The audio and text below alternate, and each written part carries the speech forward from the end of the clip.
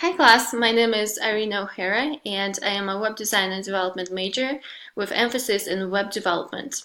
I am a front-end web developer in an e-commerce company and I primarily work with HTML, CSS, and JavaScript technologies.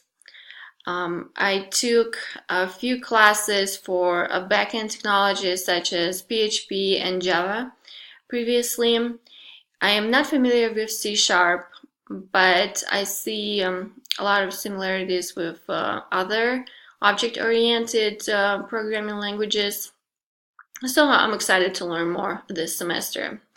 And this is one of the reasons why I'm taking this class. Another reason is that it is a requirement for my degree.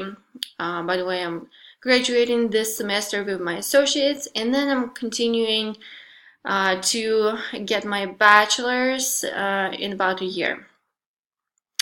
I am located in Utah, Lehigh to be exact, and since I'm working full-time and it's a daytime job, I'm available Monday through Friday after 6 p.m. So I'm really looking forward to learn lots this semester and to get to know you and work on some projects together. And well, let me know if you want to work together. Thank you so much.